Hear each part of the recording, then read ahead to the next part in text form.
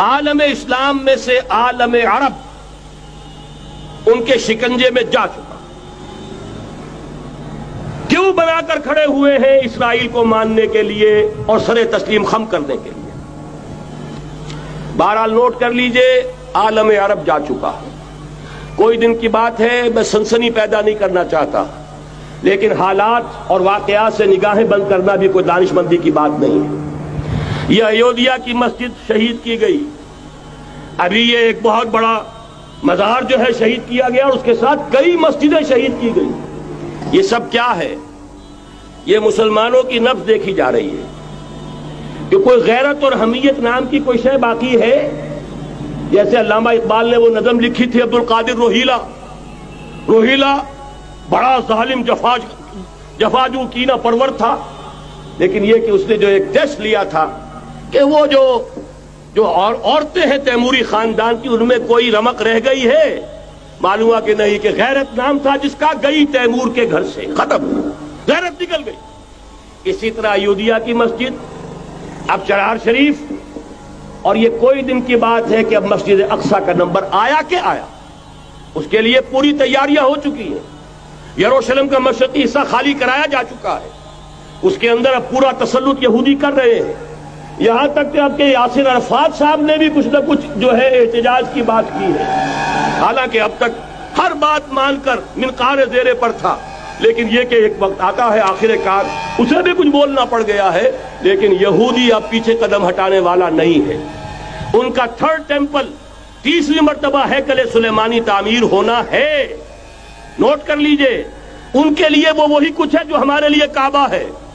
ان کے لیے ہیکل سلیمانی بالکل وہی حیثیت رکھتا ہے جو ہمارے لیے کعبہ.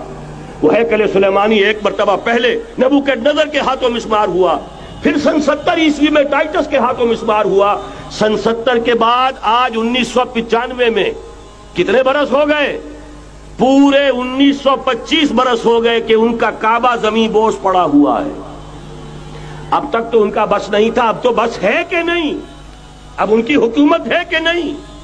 اب شاہ حسن ہو چاہے شاہ حسین، ان کے نوکر اور چاکر ہیں یا نہیں؟ اب انہیں ڈر کس کا ہے؟ لہذا کوئی دن کی بات ہے مسجد اقصی شہید ہوگی اور ٹیمپل کی تعمیر شروع ہوگی. یہ تو بہرحال ایک نقشہ ہے. اگلا نقشہ آپ کو بتانا چاہتا ہوں، ایک دوسری تصویر ہے. یہ تصویر ہے زمینی، ایک تصویر ہے آسمانی. وَمَكَرُوا وَمَكَرَ اللَّهُ وَاللَّهُ خَيْرُ الْمَاكِرِينَ. انہوں نے اپنی سی تدبیریں کی، اللہ نے اپنی تدبیر کی، اور ظاہر بات ہے اللہ کی تدبیر سے بہتر تدبیر کس کی ہوگی؟ چنانچہ یہودیوں کی سازشیں اس وقت بھی ناکام ہوئی تھی یا نہیں؟ ظاہر بات ہے جاء الحق وزهق الباطل ان الباطل كان زهوقا. لہذا یہ آیتیں دونوں اعلان کر رہی ہیں کہ یہودیوں کی سازشیں بالآخر ناکام ہوں گی اور دین حق کا بول بالا ہو کر رہے گا. یہ تو ان آیتوں سے ظاہر ہے.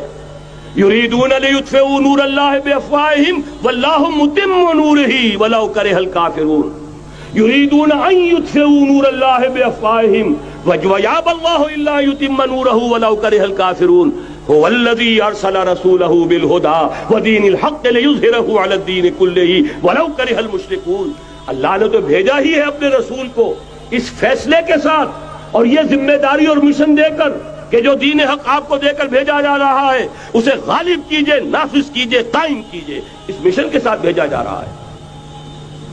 قرآن کہتا ہے ببانگ دول وما ارسلناک الا کافۃ للناس بشیرا ونذیرا.